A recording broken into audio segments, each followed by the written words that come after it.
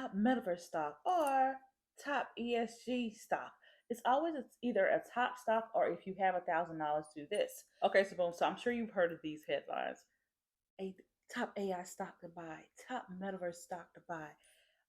If you have $1,000, invest in this stock. From AI to metaverse to blockchain to ESG to anything, you are noticing a shift of what we saw, similar to the meme stock when it comes to seeing how trends can make you ends. When I say trends can make you ends, that means that things that are trending in the headlines or technology or just ways to invest, they can make you money. But a lot of times, investors can become a little bit not jaded, but oversaturated with these headlines and not really understand how to make leadway in the headlines, the creative, the content that you see around investing. And honestly, truly, I think that back in 2020, you know what happened in 2020? We're not going to call any names or call any portfolios out. Is that when that time happened, when we saw a dynamic drop, meme stock picked up. I'm all for it if you want to invest in meme stock. Do what you got to do. But when it comes to meme stock, it's good for short term hold, but for the long term hold or the long haul, investing in certain things and pockets can be a hit or miss. And one of the things I love to say is that when you're noticing these trends start to happen and the kind of shift in and out, is that you can become a little bit like, oh, maybe I need to invest in this. And then when these stocks happen to start dropping, you're like, what happened to the bubble? Because eventually the bubble can either build or it can either burst. But the thing around when it comes to understanding how to read not only the bubble, but the companies within the bubble, your risk tolerance, but also how you're actually going to align those insights to make implementations for your portfolio, that's going to be key as an investor.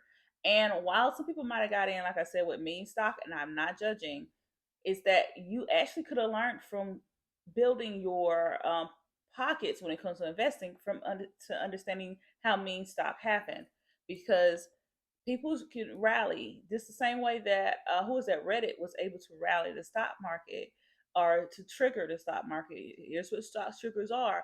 We can see that happening in certain instances, such as with AI, with blockchain, and things of that nature. So what you took from investing in meme stock, you can actually flip that to understanding how to learn the stock market within your means, to understand your risk tolerance, to then understand what pockets of investing and what portfolios need to be within those pockets.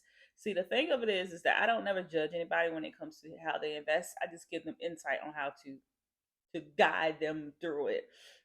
But back to the whole bubble build and burst, is that I have a feeling, well, you kind of seen it already, is that people are talking about, like I said, that the top AI stock to buy or the top metaverse stock or the top ESG. I have this thing called homework over hype.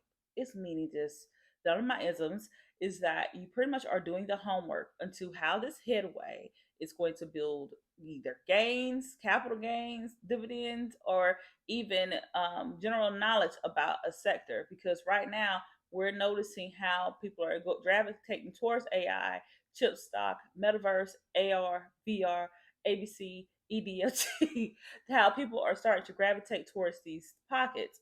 But the thing around it is that you're doing your homework to understand what companies make sense for you to gravitate to and what companies make sense for you to go away from. So you're kind of doing that. This is the information that I know. Here's the companies that I'm going to go from, and here's the companies that I'm going to go pull back from, go towards and pull back from. But the thing around it is that when you do your homework versus just buying into the hype, that saves you a headache and it can save you a hell of a lot of money down the line whenever you do determine that this company that I'm going to invest in is more so good for me to get a quick hit, whether it's through day trading or swing trading or whatever, versus if I want to put the insight of learning about this company into, okay, what ETFs or index funds can fit for me to pocket into the long haul pockets of investing. So, but we'll get into that a little bit in a minute. But the thing is that with this video, I just want to talk about how we're going to be noticing even more bubbles either start to reform or to start to look different. Um, Going through the rest of this year and the next year or whenever you're viewing this, is that bubbles can happen, but they can actually build or change shape or reconfigure, but they also can burst. And then whenever you do find yourself with a bubble that happens to burst, what do you do? You know, I love referencing Keanu Reeves. So what do you do? And this video is going to pretty much talk about 3 points that's going to allow you to understand the bubbles, see how you can build, and how you can actually rebuild or restructure your portfolio or your risk tolerance or even your re-imaging of how investing can look within certain pockets. So let's talk about it. Point one, what is your goal for your portfolio? If you know me, follow me on any form of social media, you know I was going to say this. So the thing around is that, what is your risk tolerance? Risk tolerance is pretty much like, how hot do you like your chicken wings? Can you stand them to be, habanero, or you can only do mild, or you can only do naked? So no fun. But it's just honestly, truly, if you were to get a chicken wing, how much sauce can you handle in case something happens? Do you need milk? Do you can only have water? So if you get a hot wing and it's too hot, if is are you going to need milk because it's that bad you can't stand the taste?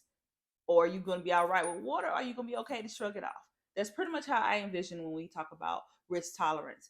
And just buying is just to buy it, just showing that you're not really fully understanding how you can grow within your portfolio. And honestly, truly, just the gains that you have now, how are you going to actually take from the gains to build to the later? Are you going to take from the gains and pay down debt? Are you going to take from the gains or invest it in something else? Are you going, and then how are you going to hold it? See, our risk tolerance is pretty much giving a guideway and leadway to your goals. How are you going to actually attack your goals? And the thing is that like I said, we saw this with the recommended stock that you should buy. And now we're getting ready to probably start seeing the companies that were popping at one time start to become a little bit into the conversation when it comes to AI. The whole emerging technology, AI, VR, autonomous, anything like that, you're going to start noticing some contenders come back into the conversation or in the chat due to the fact that they laid back when they were initially focused in the market or talked about often, and say, hey, this is what we can do to align to AI. Here's one company that has actually started to do so.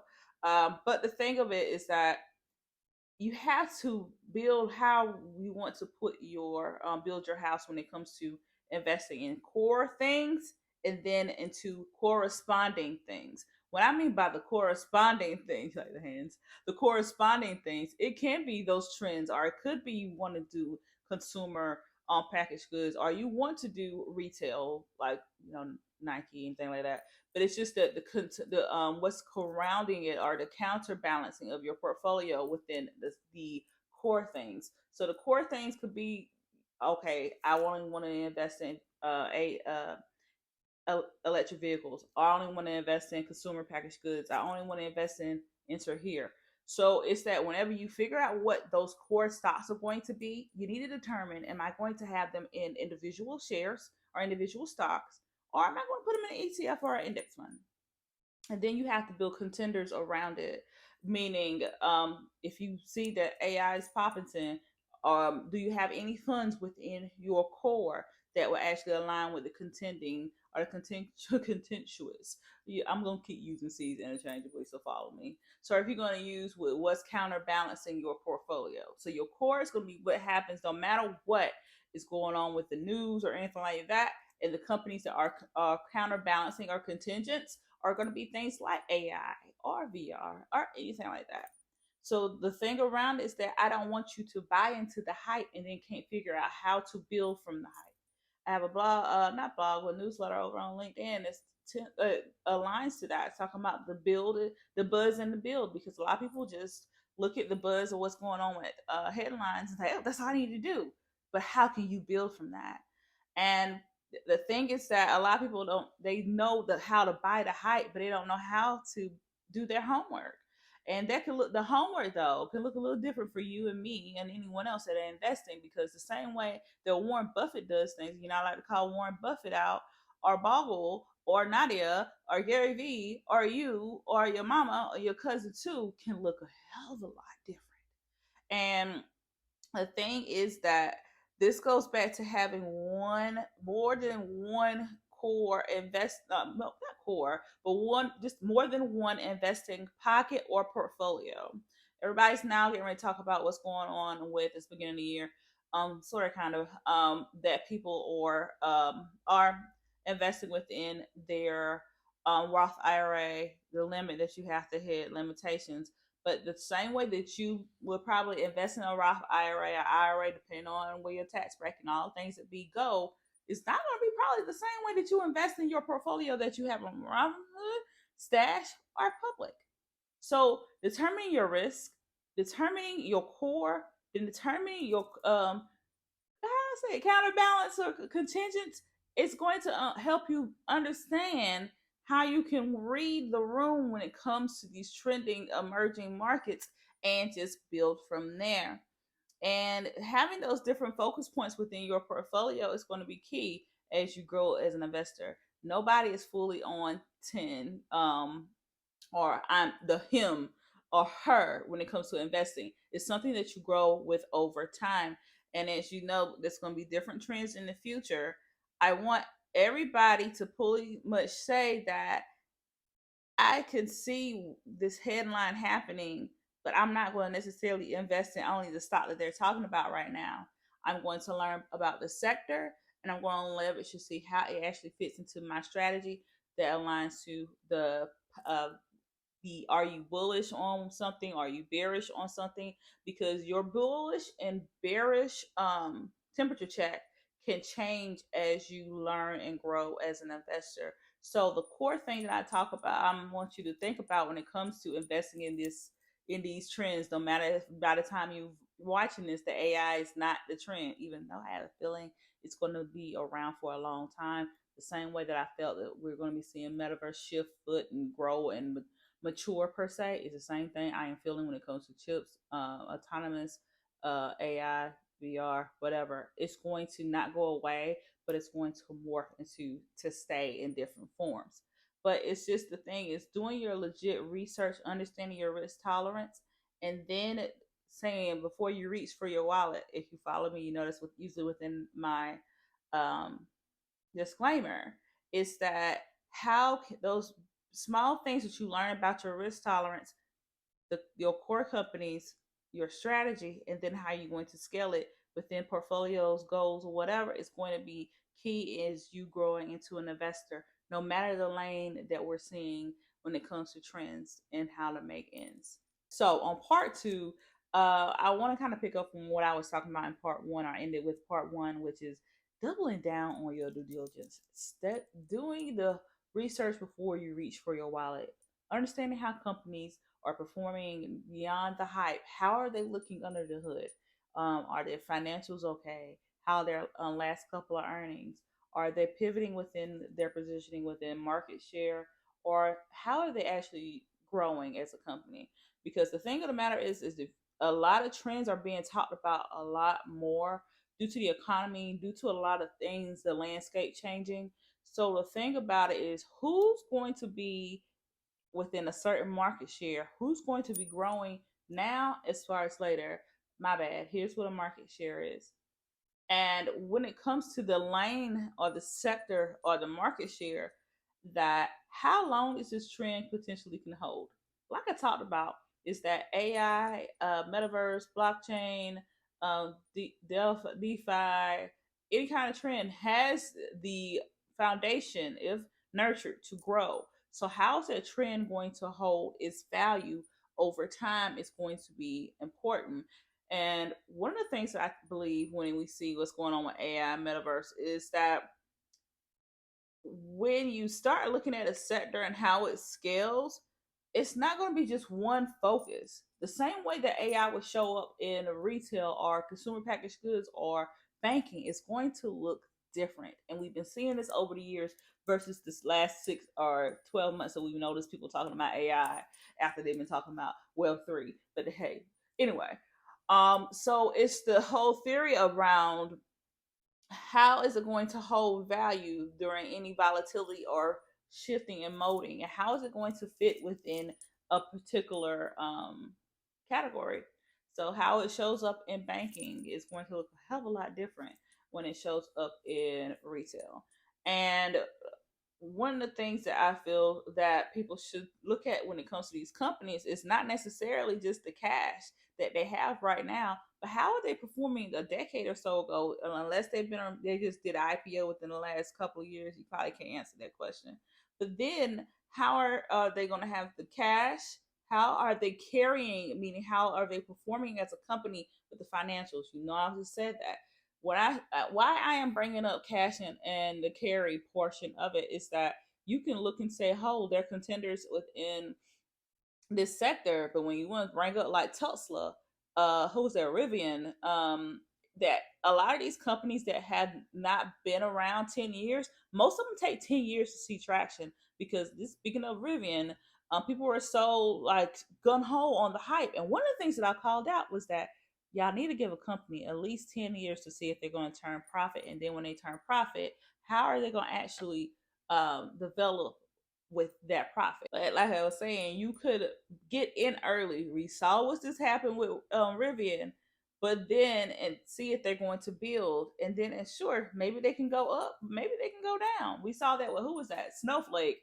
They had a strong IPO, and recently we're noticing that IPOs within the pandemic timeline, as well as SPACs, pretty much have not performed well. And one of the things what I say when it comes to doing due diligence, especially with doing your research and stuff around IPOs or anything like that, I said this then, and I'm saying this now, is that it's usually a 2-week window that I will not even look at a IPO, because oftentimes people are buying into the hype, which maybe you could make money from it, but you're gonna be able to determine, are you going to hunker down, or are you going to howdy away from any IPOs, because within those 2 weeks you could notice a stock drop. Just saying. But when it comes to doing your due diligence about not only your stance and strategy as an investor, but also what's going on within the companies that you're noticing within the contingents of your portfolio, in the sectors within it that you're more avid about or bullish about, is that you have to do your research understanding how are they performing. And I could say that different languages or what have it be, but you, for different trends like AI, metaverse, or anything like that, you're going to have to fully do your due diligence accurately. And I'm going to keep bringing this company up because everybody keeps its name in their mouth right now. Nvidia, like I said, had a monster earnings, but Nvidia has been building in the background for years. And the fact of the matter is that they're going to be growing and knowing when it comes to AI, chip stocks, and what have it. But Nvidia has a strong financial layout per se. And it's not necessarily that you will be buying on the hype, because I'm gonna tell you something, they're gonna be around for a while.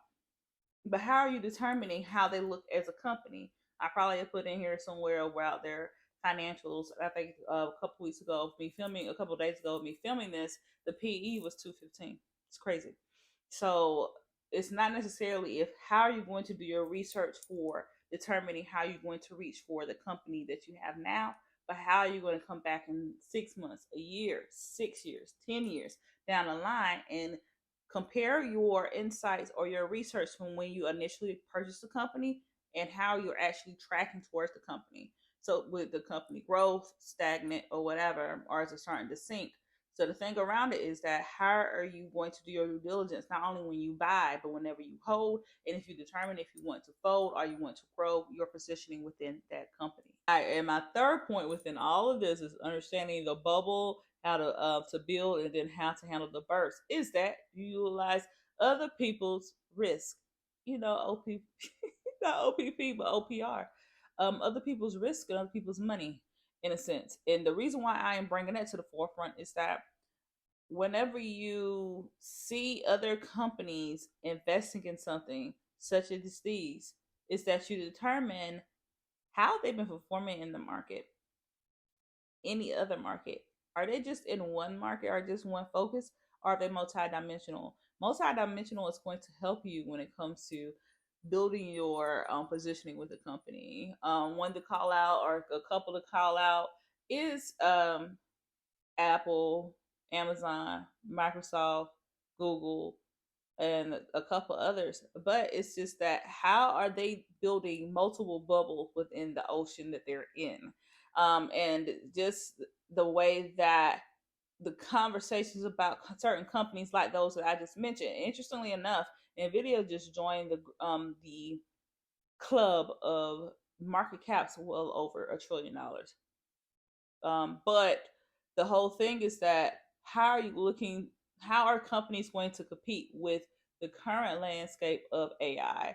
The whole ChatGPT, child. Even J.P. Morgan Chase is coming up with a index GTP. If it's something different than what I'm saying, I'm going to insert what it is. I'll probably talk about that in a different pocket. But companies that are public and doing well fundamentally, how are they going to align within that? Now, if you know that you've been holding these companies that I just talked about, you know that they dominating in certain things. Let's call it and pull out the pocket. Amazon, yes, Amazon has been doing well in cloud, has been doing well in ecom, has now starting to move into health. Now they're starting to move into AI, which is going to be aligned either to their it's not going to be either, but to multiple layers within their company. They're going to use it to be more efficient in shipping the primates and the primate, but they're also going to be using the AI to give a stronger insight into the data of their consumers, who's shopping, what they're shopping for, how to actually align better.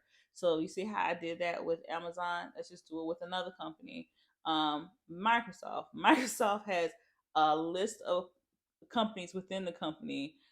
They're actually utilizing AI to help on LinkedIn to better position creators or profiles to be more attuned. Also, they're going to be using AI when it comes to, I believe it's that, no, that's somebody else.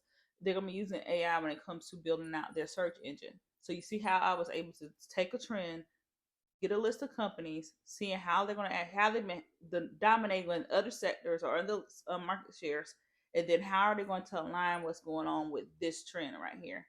Another one is Google. Google is already, I'm on beta for Bard, which is going to be a very strong competitor to ChatGPT. So the thing of it is that you determine if you, from that insight, if you want to buy a share of that company. Then if you want to the strengthen your share of your positioning within that company, or you want to look into an ETF. So when you do the research like that, you'll say, okay, like I called out about Amazon, or let's just say Apple, because that's easy for me to call out with the cash because I had it all the top of my head. That Amazon has one of the biggest runways of cash that we've seen, and they already have been building in health, building in the device that you're probably watching me on, or device that you want. They also are getting into digital wallets. They also are getting into health. They also want to build a headset. You see how they're going, but they also have the cash to be able to acquire companies, to not only acquire companies, but to have stake in other companies. Interestingly enough, did you know that companies can only have stake or stock in other companies that they buy like you, no more than 10%. That's the law. But I have a feeling that's getting ready to shift in a couple years or so.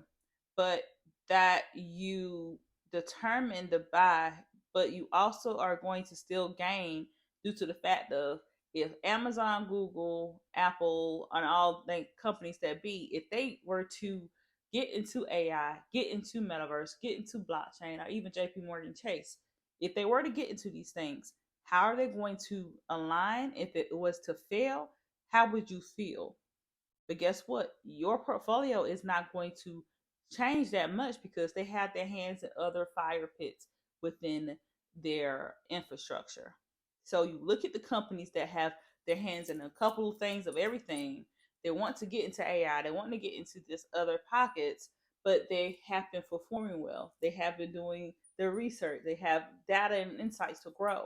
And then you say, okay, this company is doing aligning with what I'm looking at, but I'll have to invest in any other companies that are not as strong in value and financial girth than this company, and that's going to allow you to eat their risk to see a reward in your portfolio. So don't just necessarily, this is a little T, don't just necessarily look at the companies like I list out to you. Also think about the companies that have been around, that have performed well, that the bigger companies are going to utilize to bring their vision about this value point in technology or anything like that to fruition. Because everybody's going to be looking at Nvidia, everybody's going to be looking at Apple, everybody's going to be looking at whatever company. But what companies that are they tapping to make things happen? Here's one that I actually remember back when we were talking about what's going on in fintech, because Warren Buffett invested a hunk of it. I can't have the name off the top of my head, so I just want to insert it there. So you look at not only the companies that are going to be dominating within that lane, but also the companies that they're going to tap to actually cut their risk and give you the reward as an investor. All right, so before I close this video, let's go ahead and recap the 3 points I want you to keep in mind when you're understanding how a bubble could either build or burst and how to invest in it. The first one is for you to know your goals for your portfolio, knowing not only the core of what you want to invest in, but the counter sectors such as AI, VR, emerging technology, and how that fits into growing your portfolio through ETFs, individual stocks, index funds, and things of that nature, and how you're going to continue to shift foot. The second point is for you to do your due diligence. Don't just buy things off the strength of what people say on the social media. Sounds somebody grandma, but just on social media. Don't allow hype to make you not do homework and then give you a headache when certain funds start to drop. Just calling it what it is. And this learning how to do your due diligence in the same way, like for me, that I started investing back in the '08 recession comparison to now is two different things. You're going to grow as an investor. Your risk tolerance is going to grow. Your mindset, your strategy is going to grow. Nobody is fully at 10. So doing your due diligence is really going to save you dollars now and later, because doing your due diligence, oh, this is not financial advice, but you're going to technically take advantage of financial advice for content and headlines and thought leadership that you may get, or people talking on podcasts. I'm all for it. About a certain sector, about a certain fund, about a certain stock, and say, hey, maybe I need to invest in that. And you're going to trust them. So it's technically, if it's not financial advice per se, you're technically getting their sentiment on a thing. So when it comes to you doing your due diligence on something, it's very key for you to understand, what are you looking for? How's it matched towards your risk tolerance? What's going to be the stance on it? Because your risk tolerance, your due diligence is something that's going to grow over time. So point number 3 is to play with other people's risks to see your reward. So we already know about the big companies that are going to be trying to dominate within their lane within this technology, but yet and still, are you? How do they fit? How are they functioning? How much cash do they have? What companies are they acquiring?